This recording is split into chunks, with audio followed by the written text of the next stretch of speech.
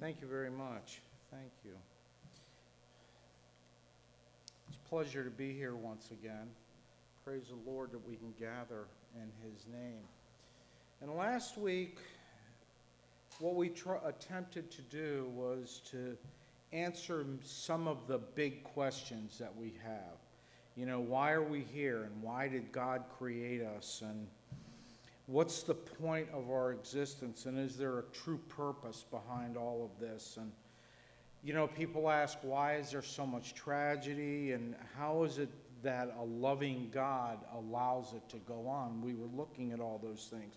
Because after all, if He really loved us, why would there be evil at all? You know, and those are legitimate questions to ask.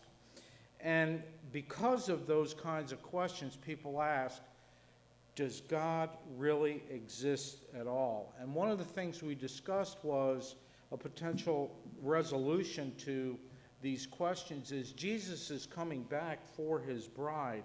And we discussed how the bride's got to be perfectly righteous and has to demonstrate faithfulness. And, you know, because God demands perfection, and He's made the way for that through His Son. He also demands faithfulness. Those who are faithful to the end are the ones who will be saved. Matthew 24:13. So we discussed some things about God that, you know, He demands perfection because He Himself is perfect. And the only way you're going to be able to get into heaven is for us who have a sin nature, is to be declared perfect. So, in other words, and God allows this existence here, a sinful and perfect existence, because that gives us the opportunity to demonstrate our faithfulness. If it was a perfect existence and He requires faithfulness, but if it was a perfect existence, A, that would be heaven, and B, we've got to be able to demonstrate our faithfulness through all the things that He allows to go on in this existence. Now, one of the questions you might want to ask is, okay, Nick, I'm starting to get it about that we have free will and choice, and we're able to make choices, and we can choose between good and evil and this, that, and the other thing. But the question becomes, why allow the sin nature, which we agree we all have? The Bible certainly tells us. And it raises some really ponderous questions. I'm trying to stand still tonight because my wife has informed me I move around way too much. And y'all over in the corner, be careful. I'm going to send you to the principal's office over there.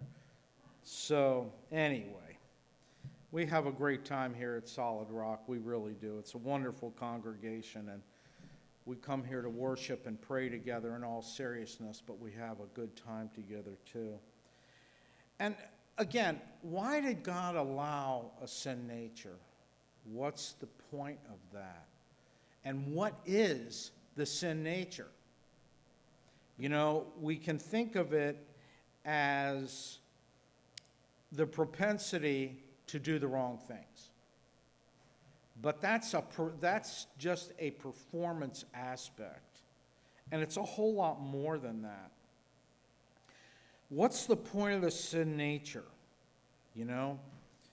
And when we start looking at the sin nature and what is the sin nature, what does it really mean other than, well, I'm tempted to do bad things and sometimes I mess up and I do the wrong thing. I want to create a case tonight that it's a whole lot more than that. It's a belief system. And we're going to talk about the sin nature, and that what it tells us is we're not so much sinners, although we are. What it really tells us we're idolaters.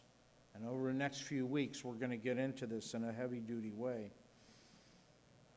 So we know that we were made in God's image. Okay?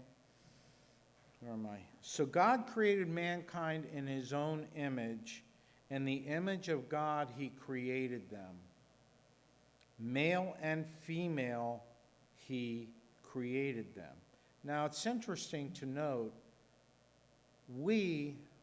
Adam and Eve, were technically not created. Adam and Eve were made. Adam and Eve were made from pre-existing material. Adam came from the ground, from dust you came, till dust you will return.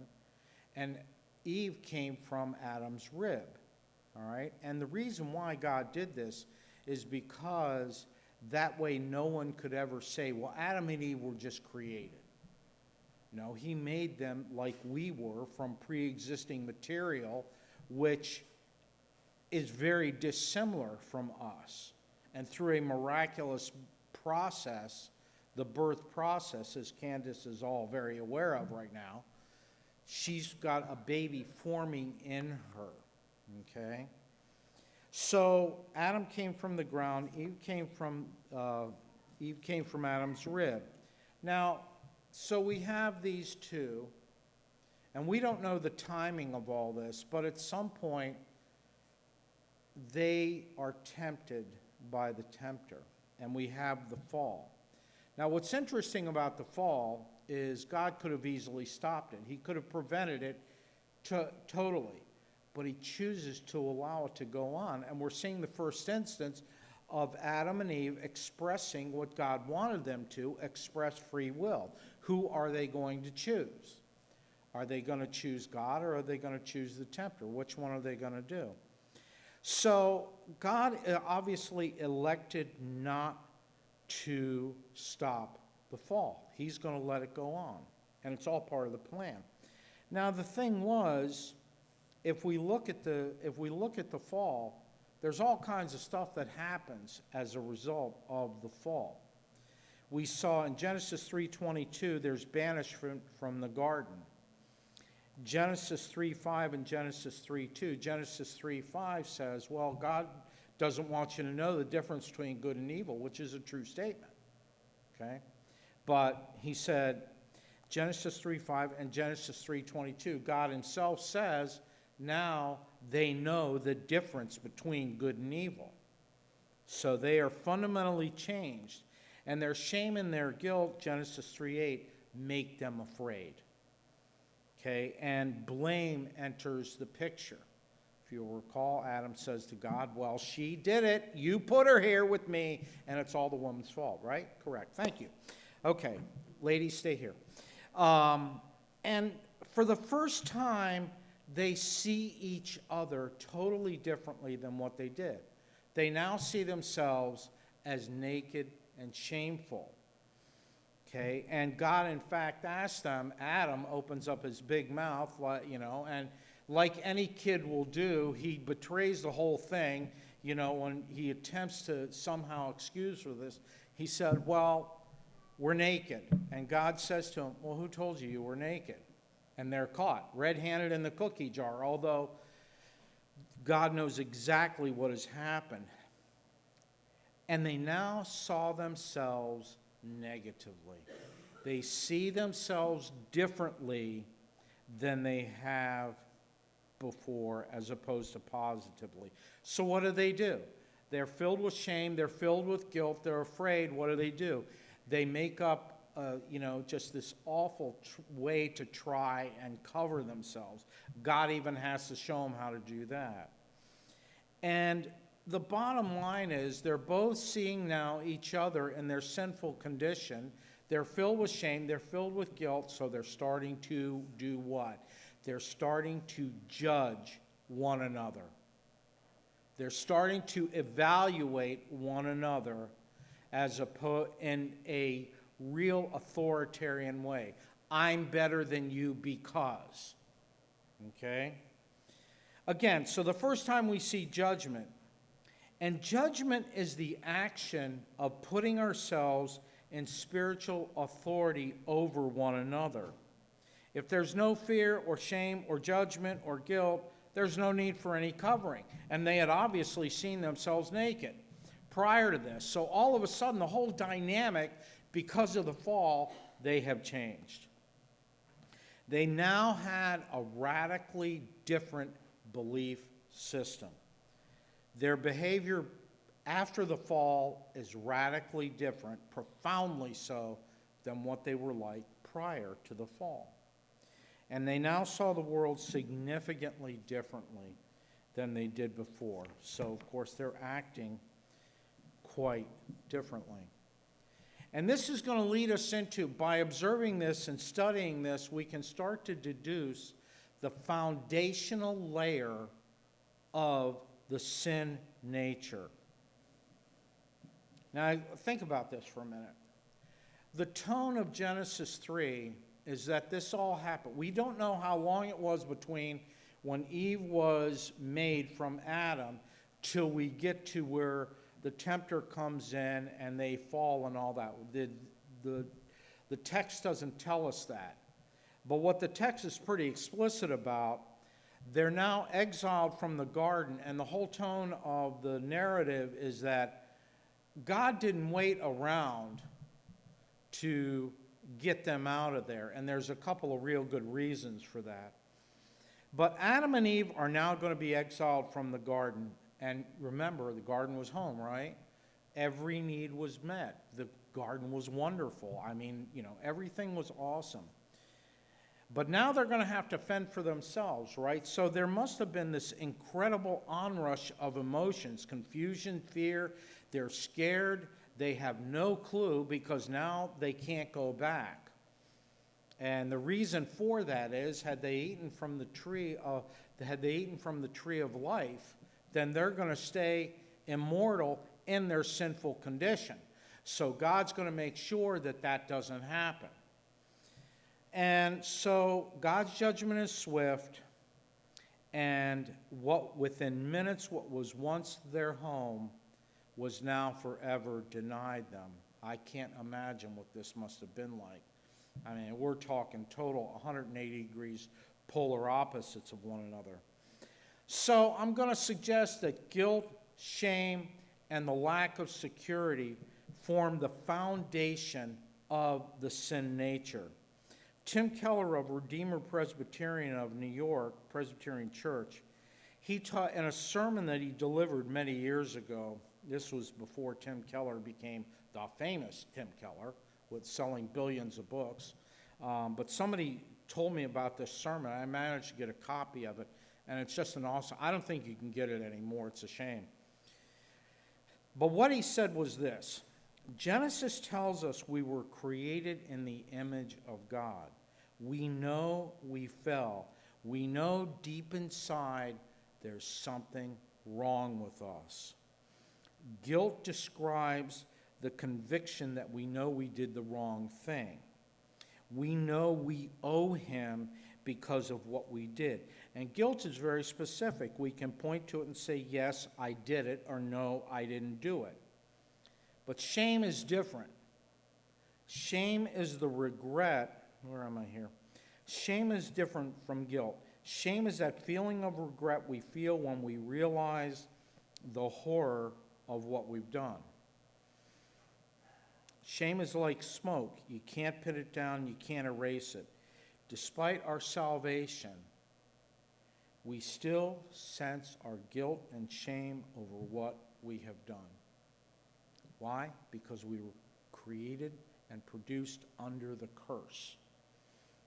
While guilt may have been resolved in some who have truly accepted that Jesus did die and pay the price and resolved our guilt, Keller contends that it's very rare that many of us actually get past the shame standpoint. And he goes to great lengths to talk about how the bookshelves in New York City, where he was from, and he's still there, talk about, he said, you go in some of these Christian bookstores and the shelves are just lined with books on shame, and there's something wrong.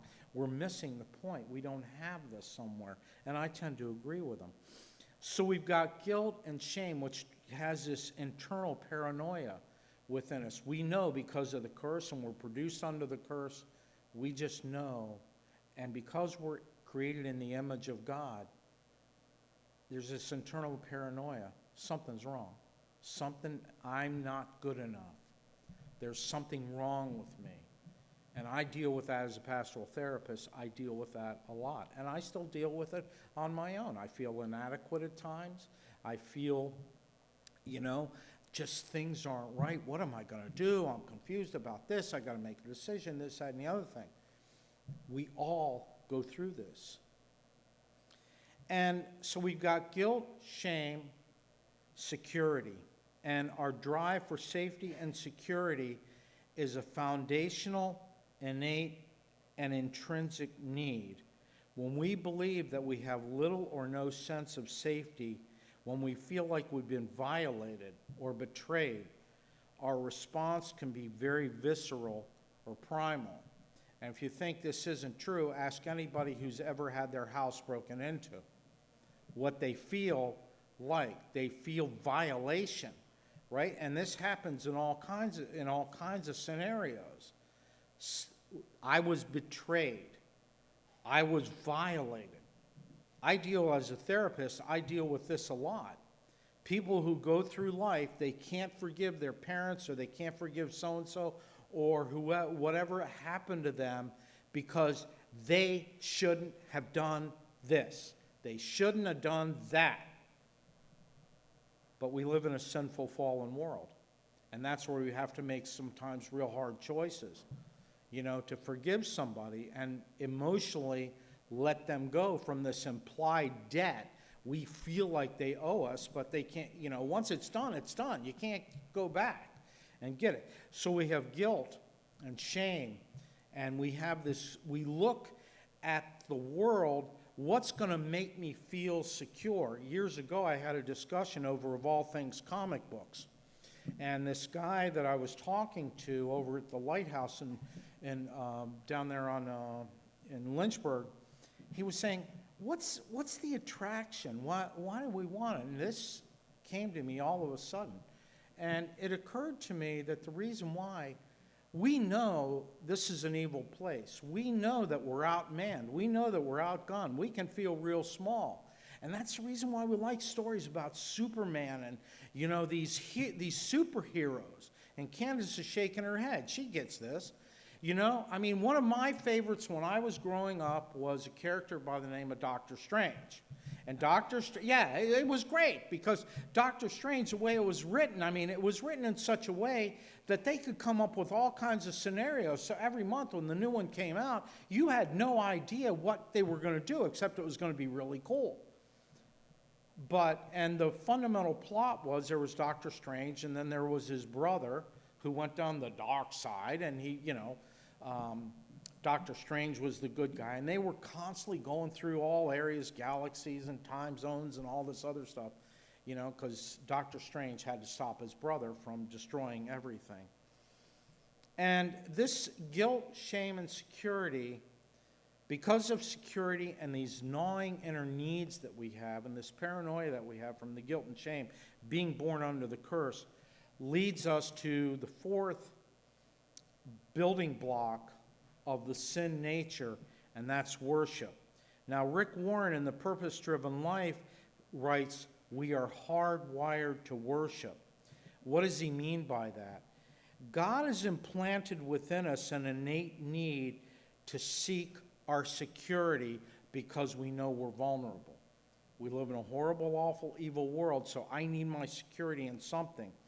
And we seek our security in something outside of ourselves that we perceive as being superior to ourselves, because we know we're vulnerable.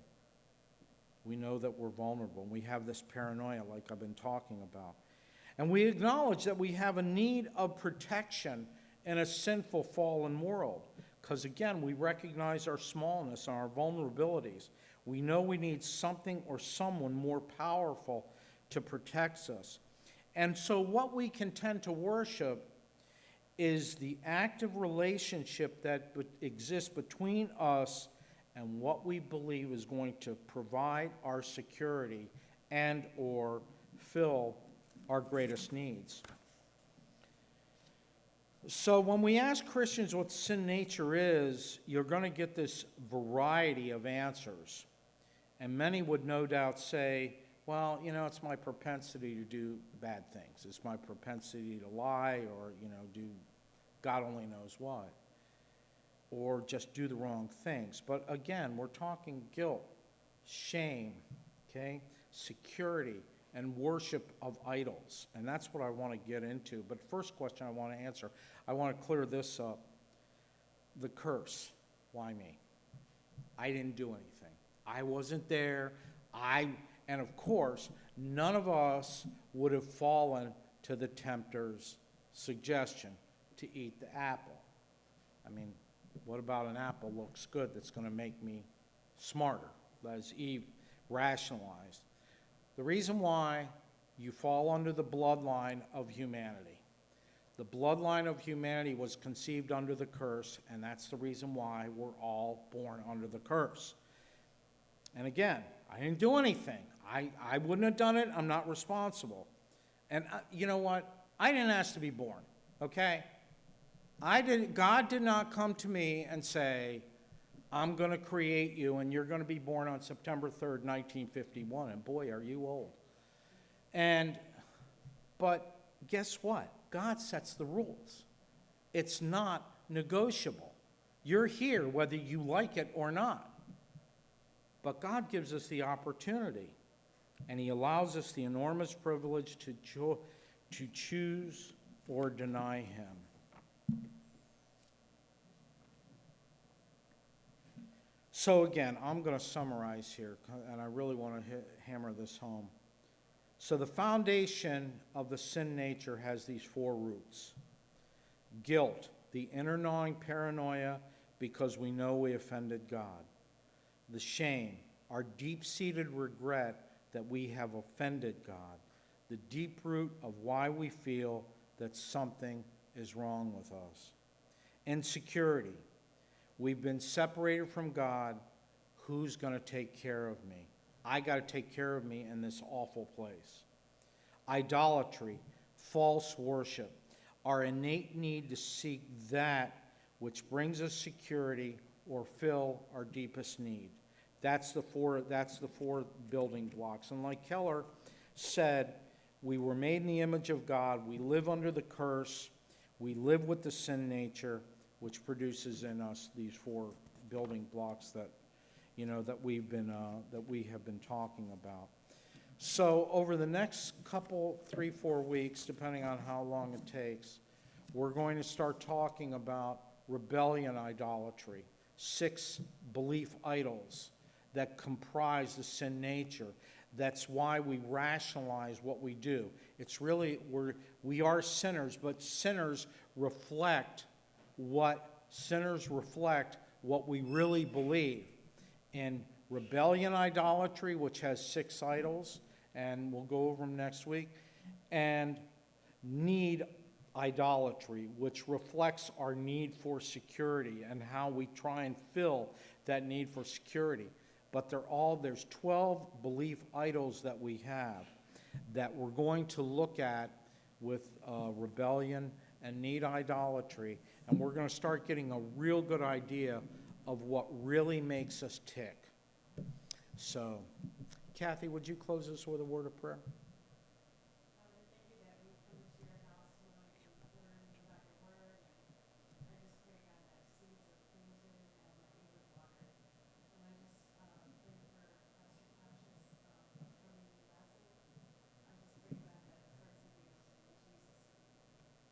So we're thankful we've had this time together. We thank you all who have tuned in to watch. Now, do not change that dial. Do not click on that mouse. Candace has got her car keys ready. I'm going to send her over to your house if you change it, okay? So there you go. All right, thank you all so very much. And in a few minutes, we will have Pastor Cash. So y'all be blessed.